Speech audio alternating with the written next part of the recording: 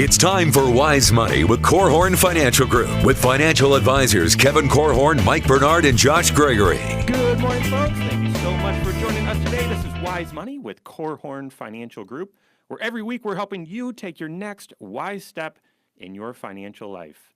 My name's Mike Bernard. I'm your host and one of the certified financial planners on the show, along by my colleagues and certified financial planning friends, Kevin Korhorn and Josh Gregory.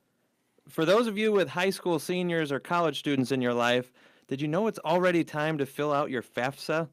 It seems like the school year just started and we're already starting to talk about next school year. And I'm buying Christmas presents already, by the way, just so you all know. Proactive. Well, we're talking I'll about... get you my list, Mike. I'm trying to intro a show here, guys. We're talking about financial aid, getting ready for next year's financial aid in particular. And since the FAFSA is such a confusing document, we're going to help simplify it for you today on today's show, Wise Money. And if you listen to me, you'll know how to pronounce it wrong. If you have any questions other than how to pronounce it, we would love to hear from you. Reach out to us. You can do so in a couple ways. One, give us a call, send us a text, 574-222-2000. Second, reach out to us, wisemoneyradio.com. You can see all previous episodes or listen to them. You can submit a question right there on the right as well. Lastly, engage in social media, Facebook, Twitter, at Wise Money Radio, and YouTube, folks. This is the second show that's going up on YouTube. Catch us right now. You can look at my Detroit Tigers coffee mug. And all you Cubs fans or Sox fans can get mad at me, but that's okay. So, Casey has an opinion. All right. We're talking about the FAFSA, all right? So it's the second year since the government made some big changes with the deadlines and the information that you use for the FAFSA, as if it wasn't difficult enough, right? But before we get into some of the planning techniques and some of the big mistakes that you need to avoid, let's just level the playing field. What in the world is this thing? What do you need to know? Yeah, if you're new to financial aid, or it's maybe out on the horizon for you, but it's getting closer, you need to understand that the FAFSA is really the starting point for most people figuring out exactly what amount of financial aid is available to them. It stands for Free Application for Federal Student Aid, and it's essentially the government's method of gathering the data that's used to plug into the formula for what is the amount of help that your family should provide, and what's left over of the school bill is your eligible amount of financial aid. So this is essentially them gathering and trying to decipher what is the family's expected contribution to the cause, so to speak. It's also, though, the data that most schools use when they're trying to determine whether or not merit-based aid is available to you as well. So it's an important form, really, for everybody. That's right. And there are some interesting differences. If you've never done a FAFSA, so if your child has never gone to college and you've never had to do a FAFSA, these changes don't mean much to you. It's just, this is the way it is. But if you're in midstream, if you've got a few kids that have gone to college and you've got son or daughter in college now, you need to know that things are different in that the way that the FAFSA, the timing of things. So it used to be in the beginning of the year, people were rushing around to get their taxes prepared so that they had the information from the prior year to fill out the FAFSA application and get it correct. And changes were made to say, no, actually, we're going to use the prior year. So as you're filling out your tax return, you're filling out your FAFSA this year, and you can start October 1st.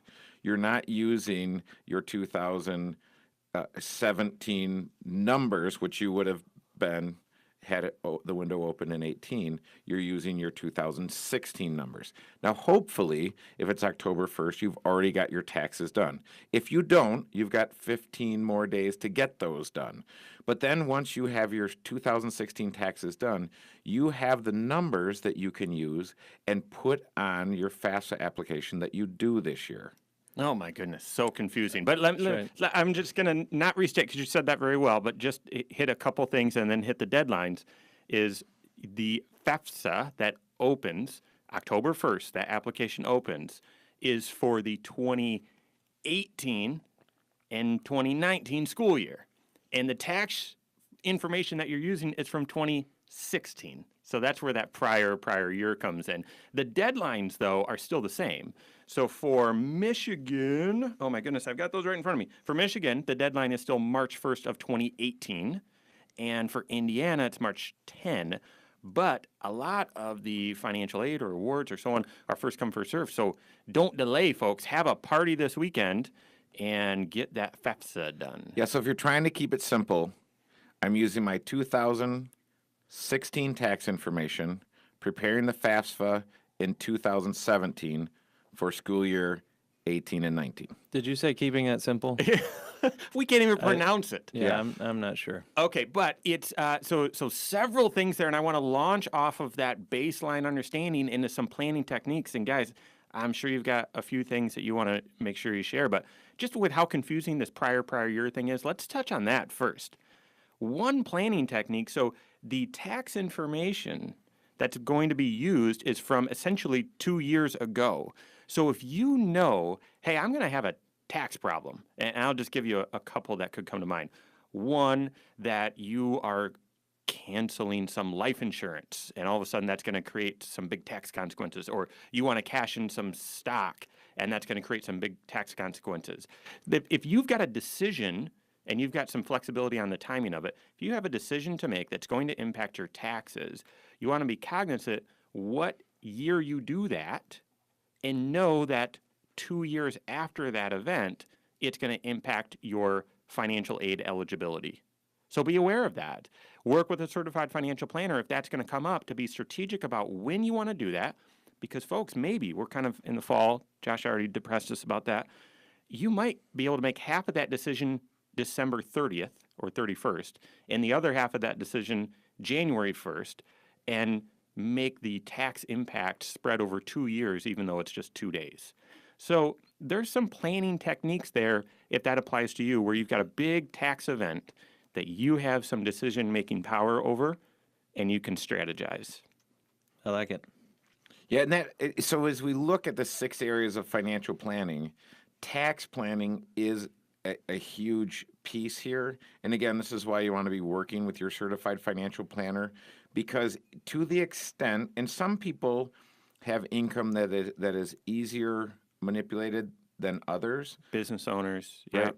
But so to the extent that you can manipulate your income, you want to have an awareness and you want to be working with your planner on these things to say, hey, how do I maximize the results and what are the opportunities? Because you want to position yourself as best as you can to get the best result on the FAFSA. Some people are in a position where they say, listen, there's not a chance that I'm going to get anything. I'm not planning anything. We're going to pay the full boat for our kids because income-wise, we're too much. But if you're not, this is key, because it could mean a difference of thousands of dollars to your son or daughter. Well, it also underscores the idea that during the college years, sometimes your planning is very different than other phases of your life, right? Totally. Maybe under normal circumstances, someone that's in the 15% tax bracket, we might advise you to err on the side of using mostly Roth contributions. But what if, with some forecasting of your financial aid package, you realize maybe I'm kind of on the cusp of qualifying for some more aid here, and this happens to be a year where using a traditional IRA or a traditional 401k would help squeeze that income level down. Mm-hmm. Other folks may be in a high income situation and they really need to squeeze their income down because it would make them eligible for certain tax credits related to college as well. That has nothing to do with financial aid, but a tax credit from the government, that is money right in your pocket. It almost feels like financial aid because it's helping reduce your overall tax liability at a time when cash matters. Mm-hmm. Cash flow matters. Oh my goodness, I'm glad you bring that up. I want to mention one thing, and then we've got a lot more planning techniques to hit on. But Kevin talked about financially, if you don't believe you're going to be getting any financial aid, should you still fill out the FAFSA? I recommend people that they still do fill it out. Absolutely. Just go through it, work with your certified financial planner. It won't be that difficult. Get it done, even if you don't expect to receive any aid. But golly, there's a lot more planning techniques to talk about, even planning to make sure you get all of the tax credits possible. So that and a lot more coming up here on Wise Money with Korhorn Financial Group.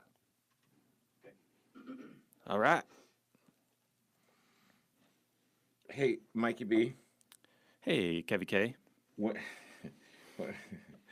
we do this, when we do the mistakes, there are 11 mistakes. Mm-hmm. That you want to make sure we hit, or from one of the. Yeah, so I've got 11 common mistakes, and not completing the FAFSA, not using the correct website, not getting a FAFSA ID ahead of time, waiting to fill it out, not filing by the deadline, not using your FAFSA ID to start the FAFSA. Hey, can I time out? Yeah. Save it to temp. Save it to temp. That will make it go a ton faster. You know what I'm talking about. I'm just kidding. Too late now. Okay. Did it already save, though? Oh, it's at 36% with a minute and a half left. Crud. So use temp. That was one of the things I've worked on in the past 6 days. Okay.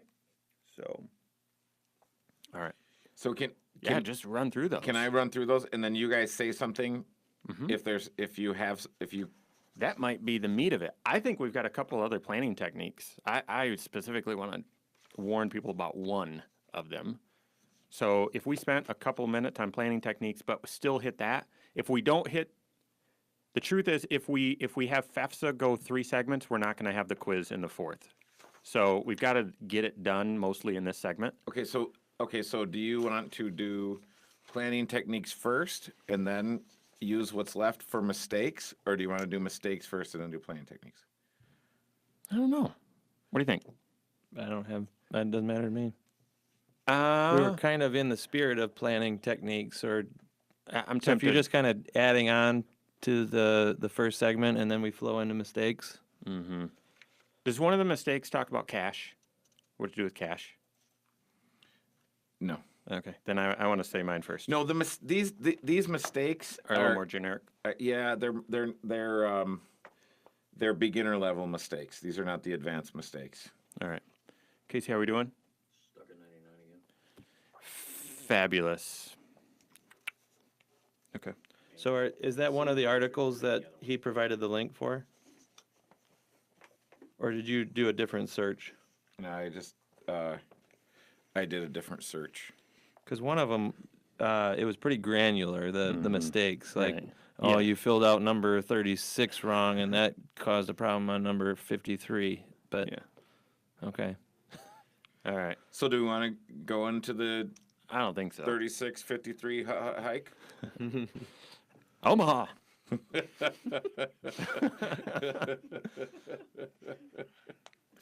hold on. Take your time. All right, we're okay. Take All your right. time. We're good. So let's hit techniques, and then we can go into running through those 11, and we'll have some banter in between, I'm sure. So when we met Peyton Manning, Lori said, "Oh, my friend's one of your biggest fans," and he said, "Well, tell her hi. Tell her hi." Oh, that's funny. I can picture him saying that. And I'm thinking, okay, go. We got to focus. Good morning, folks. Thank you so much for being with us today, spending part of your Saturday with us. This is Wise Money with Korhorn Financial Group. My name's Mike Bernard alongside Josh Gregory and Kevin Korhorn in the KFG studios. If you don't know what that's all about, go to YouTube, Wise Money Radio. Look us up on YouTube, and you can watch us right now in the KFG studios here. Special thanks to the attorneys at Ladue, Kern, and Keene, as well as First State Bank for sponsoring the content of today's program. We're trying to get you ready for the FAFSA. And if you're thinking, wait, school just started, I don't want to hear about that. Folks, the application opens October 1st, first come, first serve. Time to start thinking about next year. If you have any questions, reach out to us, wisemoneyradio.com, Facebook, Twitter, YouTube at Wise Money Radio, or give us a call, send us a text, 574-222-2000. All right. I guess let me just send an overarching message because the FAFSA is a government document. It is complicated, folks. We get it. If this is overwhelming, but you've got to fill one out, call your certified financial planner. I've got one or two more techniques that you should consider, but doing it alone might just get you in trouble. Might actually create some adverse consequences. And the other thing is you've got to fill this, I think it's some 90 some questions out.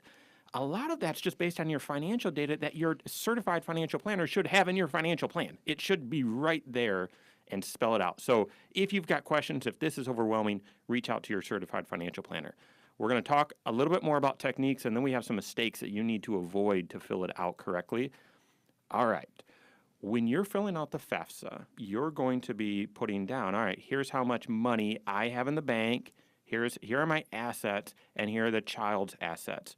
Folks, do not include your retirement plan assets, but you do need to include cash. So here's the technique. One, a lot of people then look at this and say, all right, so I shouldn't have any cash, so there goes my emergency fund. Be careful, folks. The emergency fund is there to keep you from going poor if an emergency pops up.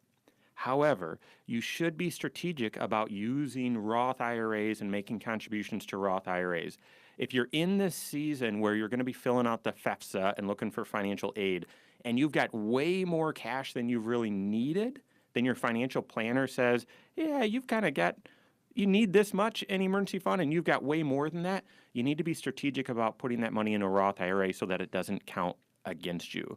So that would be my technique that I'd mention is be aware of the cash, don't get rid of all of it, but make sure that you're using Roth IRAs and some other tools where you can easily shelter the dollars but get access to them if you need them. Yeah, that's the important distinction there because you're not saying go dump it into a traditional IRA or your 401k at work necessarily because those dollars you're kind of kissing goodbye until retirement. That's right. The only way to access them would be to take a withdrawal and get hit with taxes and penalties. That's not what you're saying. You're saying specifically the Roth IRA because you still have access to the money without taxes or penalties.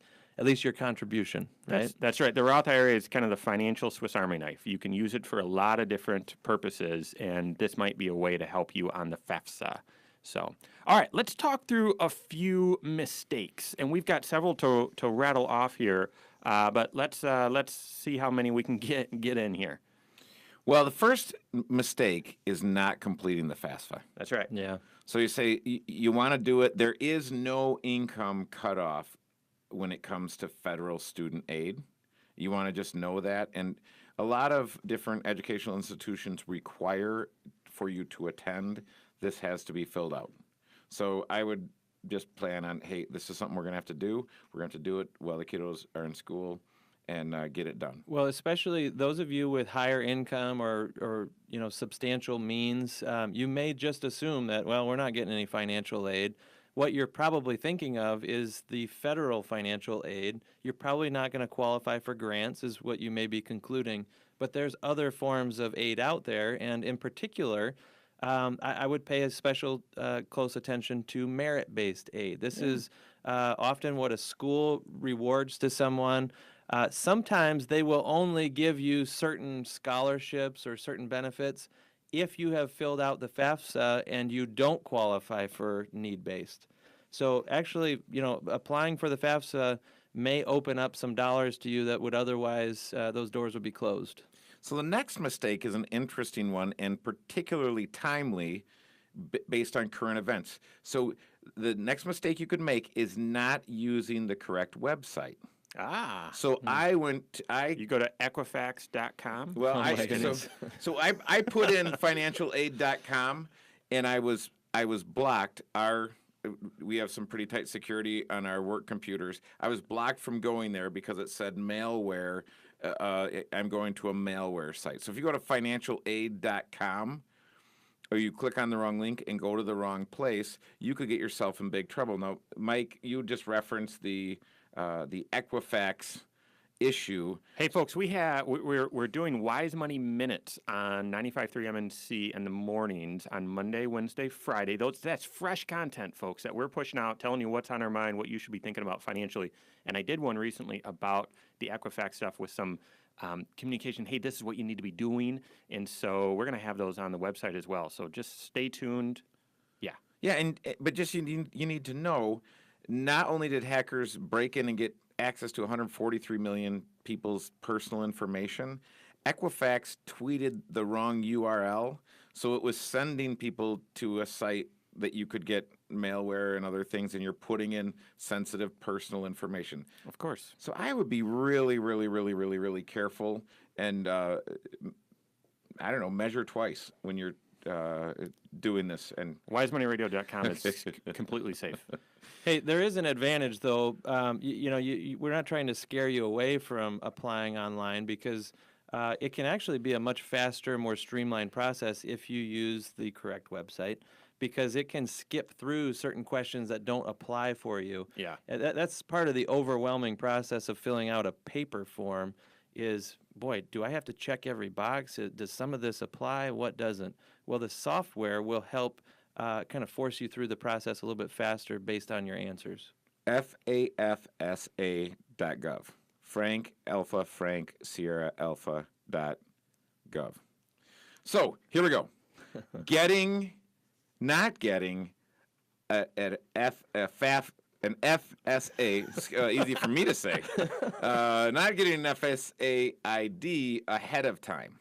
So an FSA ID is a username and password that you must use to log into certain U.S. Department of Education websites, including the FAFSA.gov and website. You can register right there. I mean, it's easy, but yeah, if you don't have that, or if you do and you misplaced it, that can really trip you up. Yep. Yep, and so the next one would be not using your FAFSA ID, your FSA ID, to start the FAFSA.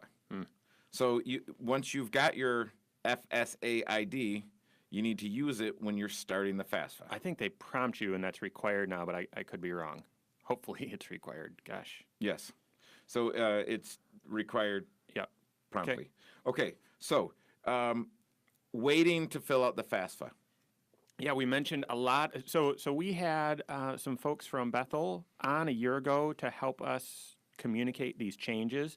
And she said that a lot of the schools, it's a process to get them moved up to this new application date.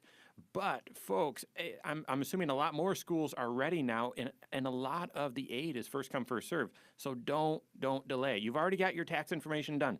It's all set up. Your financial plan's built. You know what your numbers are.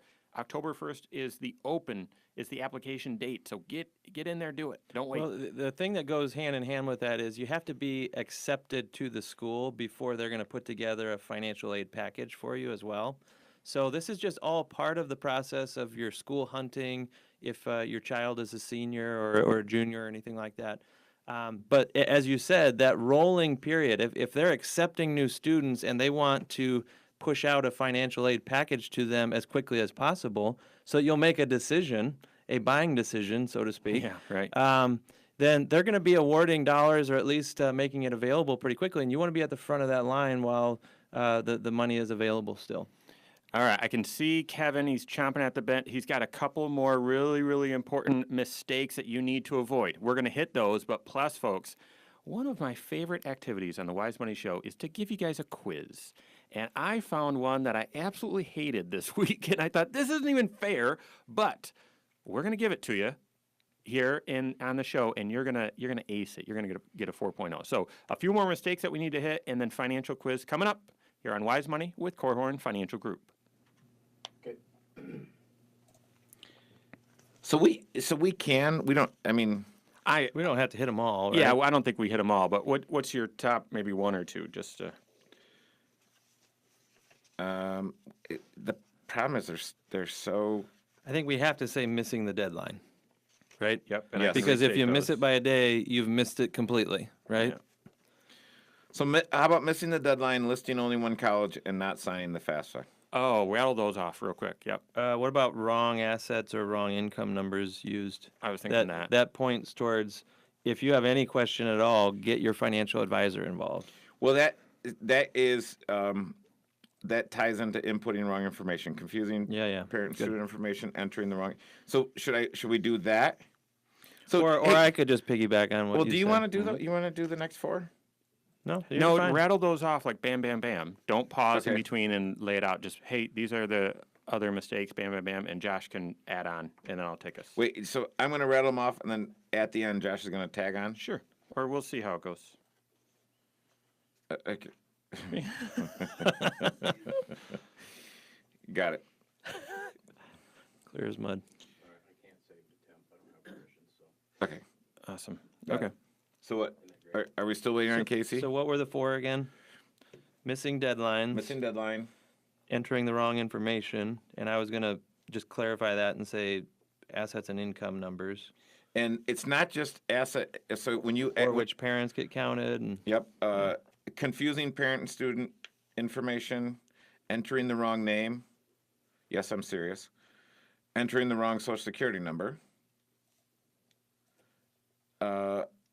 Amount of your income tax. Here we're asking for your assessed income tax liability, not the amount of income tax withheld, not your adjusted gross income. I know this is complicated.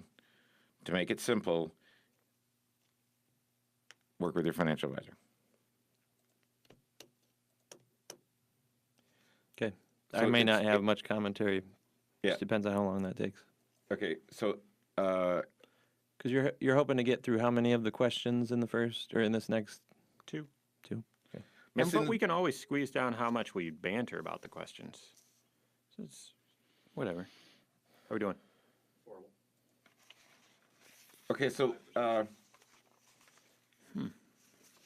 so missing your deadline, listing only one college. 2/3 of pre-college FAFSA applicants list only one college on their applications. Unless you are applying to one college or already know where you're going to school, this is a mistake. Colleges can't see the other schools you've added. So you should add any college you are considering to your FAFSA, even if you aren't sure whether you apply or be accepted. You can add up to 10 schools at a time. If you're applying to more than 10 schools, follow these tips. It doesn't hurt your application to add more schools. In fact, you don't even have to remove the schools you later decide not to apply to. If you don't end up applying or getting accepted to that school, the school will just disregard your FAFSA. But you can remove schools at any time to make room for new schools. Who came up with this convoluted monstrosity? Congress. Senators. This is why people need to watch the show on YouTube, because they're going to get these extra nuggets. I mean, folks, we're talkers.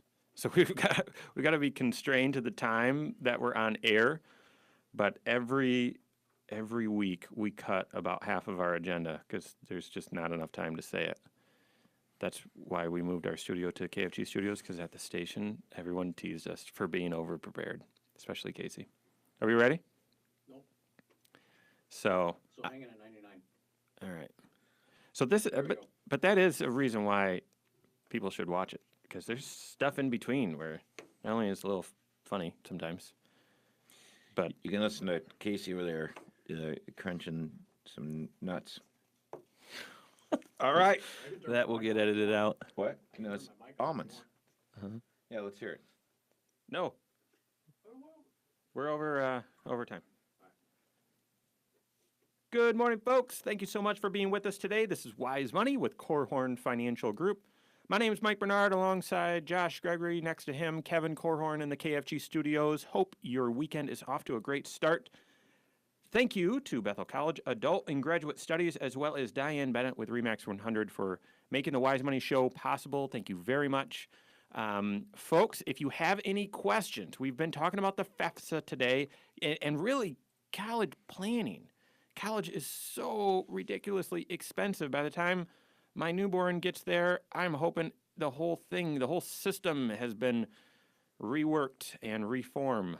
But attaching that word scares me a little bit to it. But right now, so you need to get as much aid as possible and get the right sort of tax benefits. So work with your certified financial planner. But if you have any questions, reach out to us, 574-222-2000, wisemoneyradio.com, or Facebook, Twitter, YouTube at Wise Money Radio. Okay, I've got a really fun quiz coming up, financial quiz, but we've got to talk about a couple more FAFSA mistakes that we want you to avoid. Yep. One of them we've already talked about a little bit, and that's missing a deadline.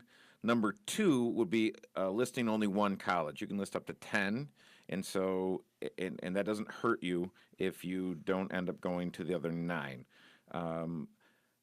Not signing the FAFSA is a huge mistake, and putting the wrong information. There's more ways than you would think to put wrong info on your FAFSA application. One of the biggest, though, is maybe not counting the right assets, not understanding maybe certain income numbers that they want you to pull off of the tax return.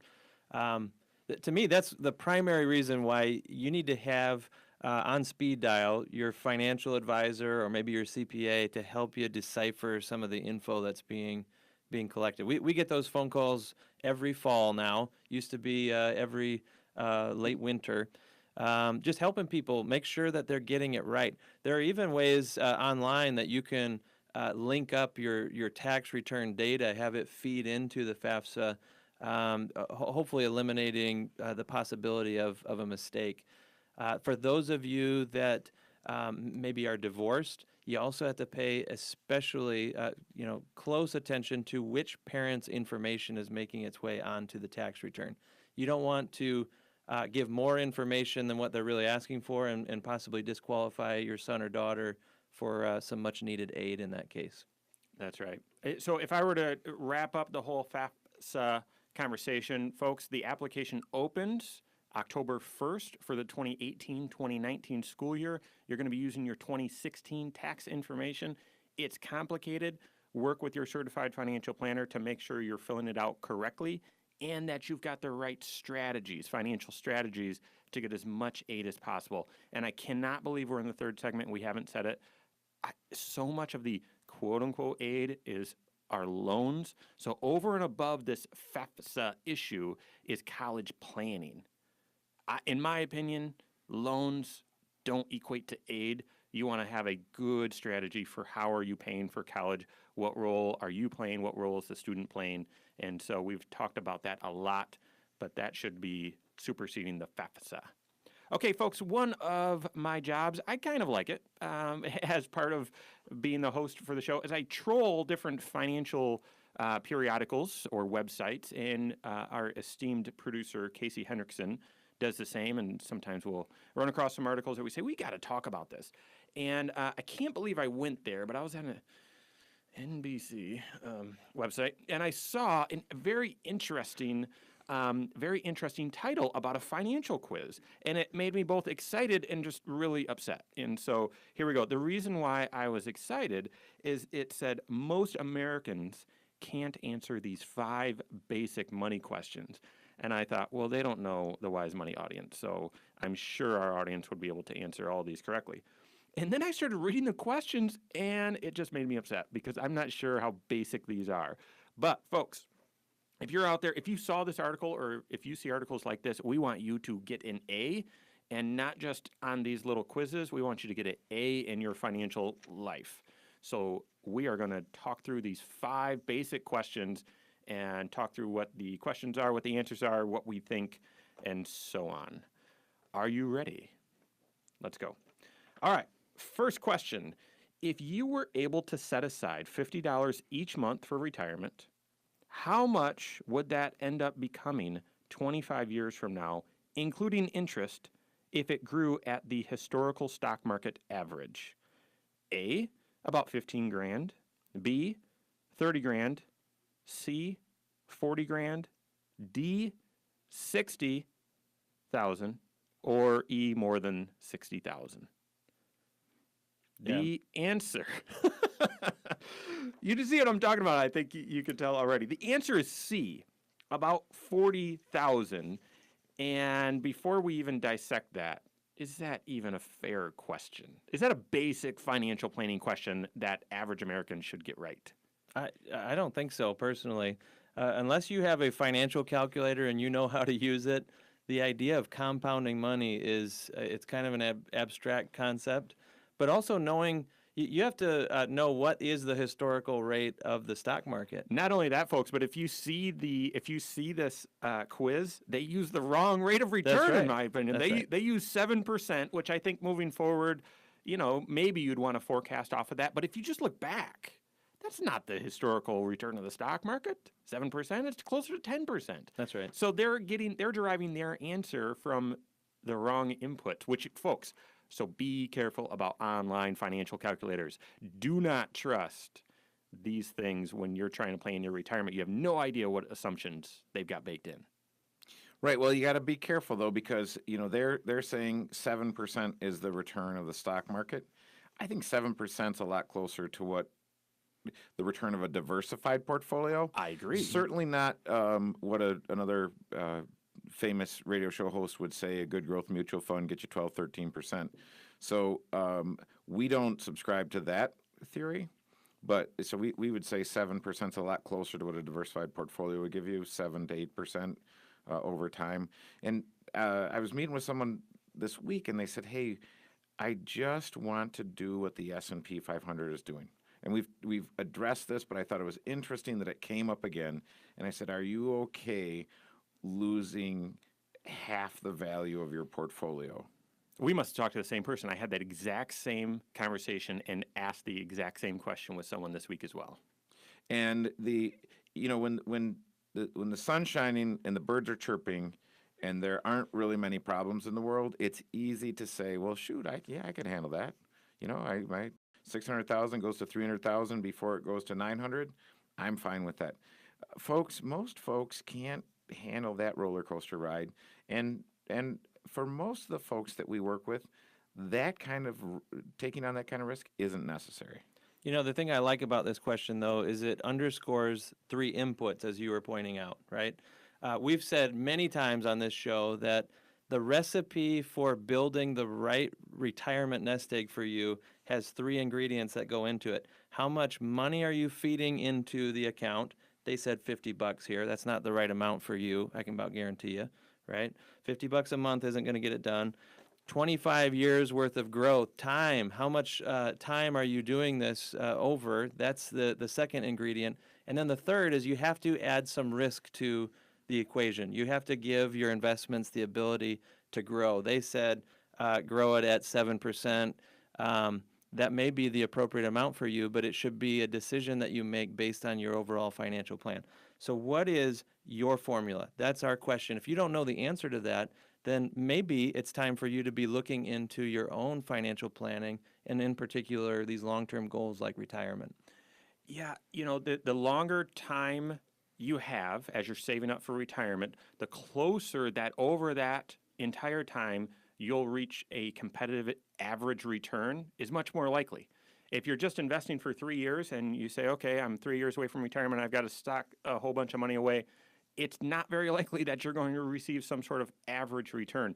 So the sooner you start, the better. And then I just had to chuckle at you saying, $50 a month is not the right number. Yeah, folks, you need a financial plan to figure that out. But the how long and how much and all of that goes to the lesson that I think this is trying to teach, and that is the power of compound interest. It is what is the 7th or 8th wonder of the world. So you want to have that on your side, folks. So, all right, that's question 1 down. It was unfair, but I think it still a good question. We've got 4 more questions to go here, and all the application that you need to have in your financial life. So that and more coming up here on Wise Money with Korhorn Financial Group. What's up? Dude, we're never going to get through 4 questions. Yes, we can. Dude. If we just No, all we can get it. comment, then We can get it. What's that? maybe we take turns commenting, like we don't all respond to each one or something. Okay, I'll take the first, second, third, and fourth one. Perfect. That was I'm gonna go to the bathroom That then. was the really bad one, in my opinion. The 5th one is kind of bad as well. And this next couple are. Well, the next one. The next 3, I believe, are basic. But the fifth one is totally not. The first one, folks, as you heard, that's not a basic financial question. I'm thinking of what Jay Leno used to do jaywalking and would just ask people random questions on the street, and it was pretty funny because people didn't know even what street they were walking on or some crazy stuff. If you just pulled someone off the street and asked them that question, there's no way they could come up with that. Really. Plus, if the system's using, if the system says based on historical stock market returns, but then they use a balanced portfolio return in their actual answer. Right. Come on. What do they say on the NFL pregame? Come on, man. Come on. All right. We'll get through all four of these. We'll crank it. But okay, let's go. Casey?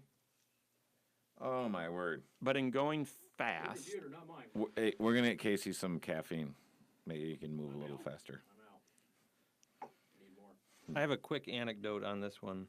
Which one? Then question number 2. Okay. It won't take long. You have an answer or something on that too? You Well, have no, a long anecdote. Well, no, so if you think about this, I mean, the issue is if it's growing at 2%. If I made $2 the first year, The purchasing. if I paid taxes on that $2, I only have a $1.40 to move forward. So only really net. I got. Making the simple complicated. I like it. Well, the issue is That's what if we you do factor best. in taxes and inflation, I buy a smaller basket of goods and services at the end of the year than I could at the beginning of the year. Which is the point of the third question. Yep. When did they sneak the third one in there? Yeah, that'd be the time to use that analogy, or draw that conclusion anyway.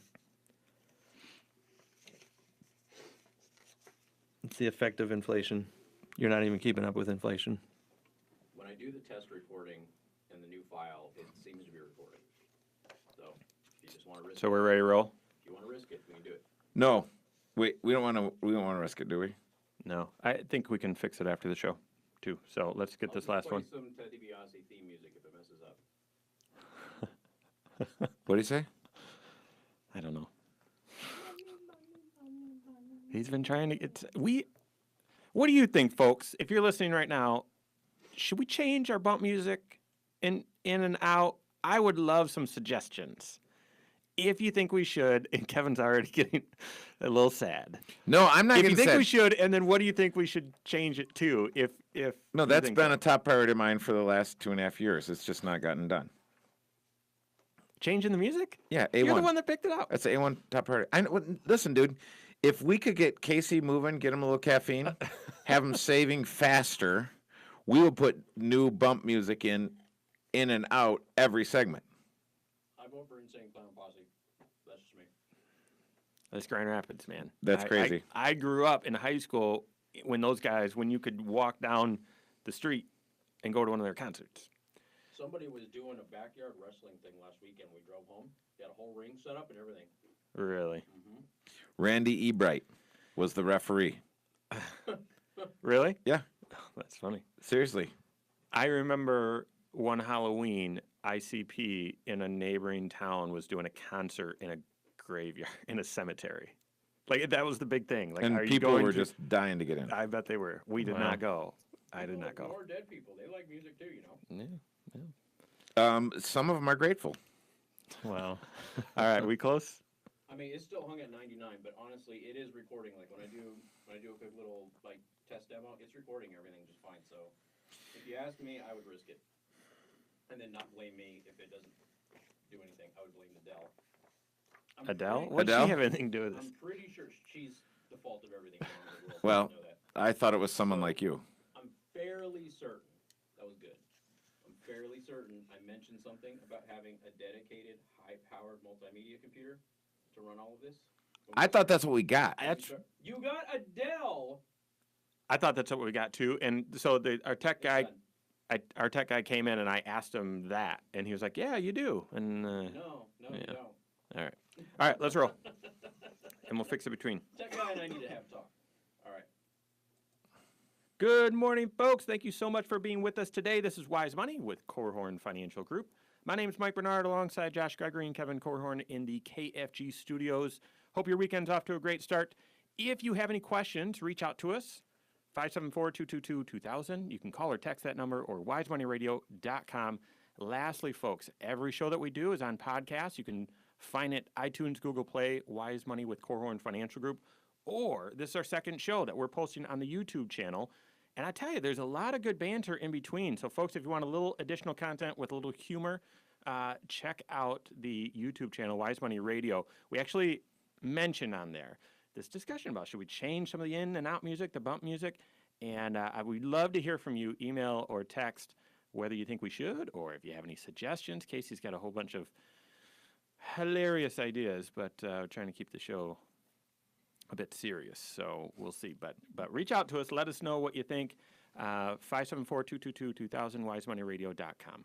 All right, so we're in the middle, or actually at the beginning, of a finance quiz that was dubbed as the average. Most Americans cannot answer these basic finance questions, and I think that's malarkey. The first one was not basic at all, but these next couple maybe. So here we go. Question number 2. Suppose you have $100 in a savings account and the interest rate is 2% a year. After 5 years, how much do you think you'd have in the account if you left the money to grow? A, more than 102, B, exactly 102, C, less than 102, and D, I don't know. Survey says? A, more than 102. More. Right? If you've got $100 and it's growing at 2%, then you're at 102 after the first year. You're above 104 the next year, and so on. That's compound interest. So, fair question. What do we think? Certainly, fair question. That hopefully is a concept that's not foreign to anybody. We left the last segment talking about how compound growth is such a powerful thing. And it's quite frankly something that you have to tap into in order to reach your long-term goals. And I think it's so important that it's worth mentioning what you could be doing that causes you to unplug from that power. And quite frankly, it's often raiding the cookie jar.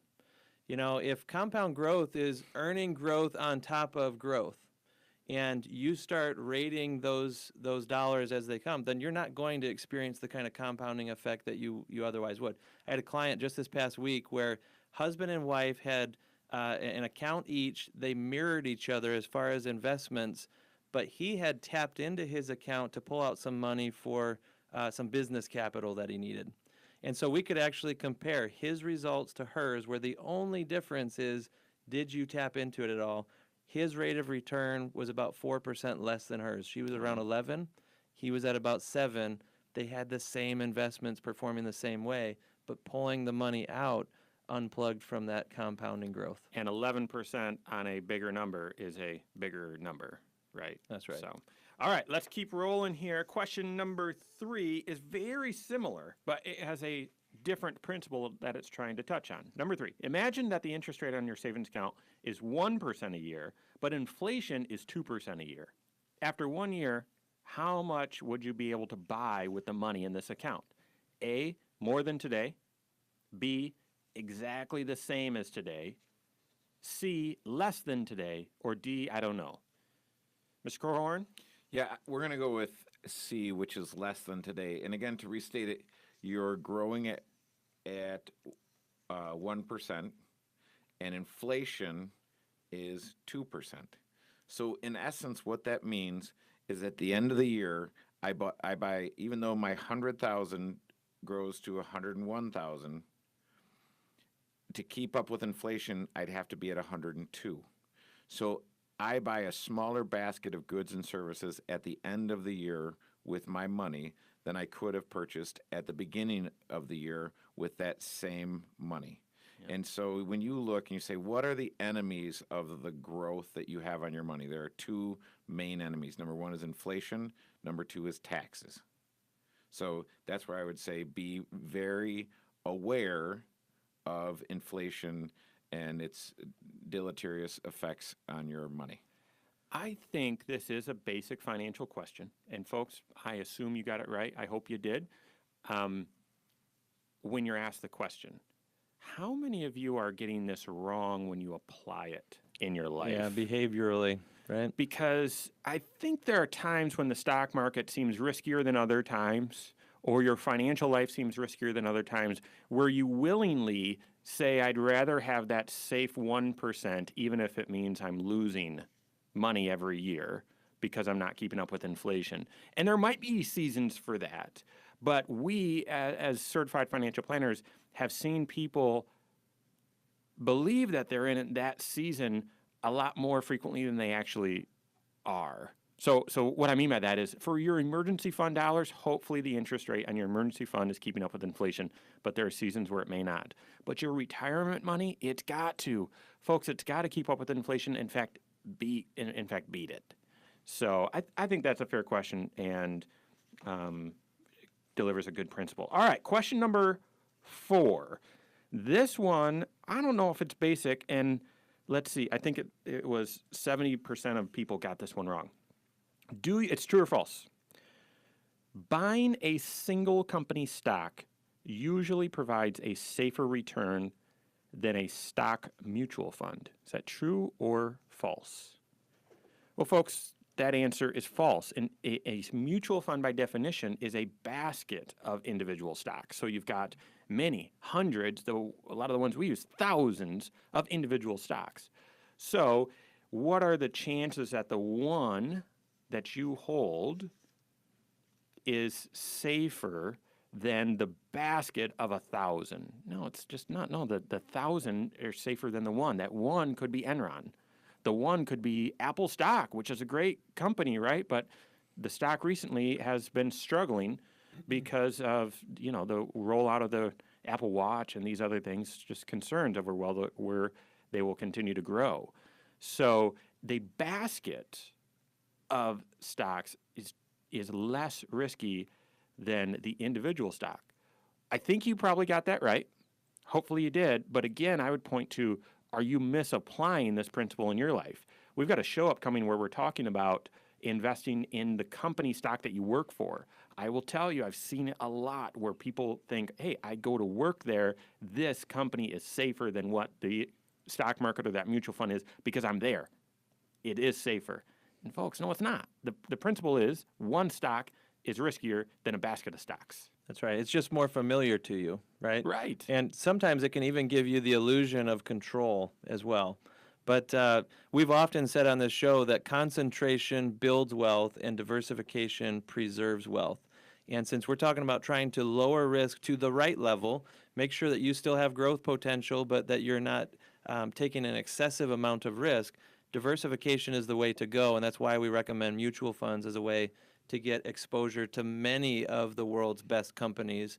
Some of the best mutual funds provide that access. Yep. All right. You've been waiting patiently. I'm sure you're 4 for 4 right now. 5th question, last question. It's not fair, in my opinion. Hopefully you've come to the Wise Money Show to get some education on this before. But what is a fiduciary? And apparently 60% of people could not answer this correctly. I'm surprised it was that low. We've talked about it before. A certified financial planner holds himself out as a fiduciary. And that is, in my layman definition, would be someone who commits and holds himself out to only give advice that is in your best interests and basically looks at the conflict between getting paid for their advice or what's best for you and always recommends what's best for you. That's different than some in our industry who are held to a lesser standard. They need to do what's good enough for you. It needs to be suitable for you. But a certified financial planner is going to take you through a process that leads to the best options for you. And for them to recommend it to you, sometimes they have to subordinate their own interests. The best relationships are one where you and your financial advisor win together. Yep, a fiduciary has to act in your best interest. That's right. That's the idea. Certified financial planners. That's why we talk about it so often, why we say you need a certified financial planner, because that's what they do. That's what they've committed to. So, and of course, all of us here at Korhorn Financial Group are fiduciaries. So that is all the time we have for today, folks. I hope you were 5 for 5, and I hope tomorrow you fill out your FAFSA and it's easy as pie. Folks, on behalf of Josh Gregory, Kevin Korhorn, and myself, and all of us at KFG, have a great weekend. We'll see you next Saturday for Wise Money with Korhorn Financial Group. Securities offered through Silver Oak Securities, member FINRA/SIPC. Advisory services offered through KFG Wealth Management, LLC. Doing business as Korhorn Financial Group. KFG Wealth Management, LLC and Silver Oak Securities Incorporated companies are unaffiliated.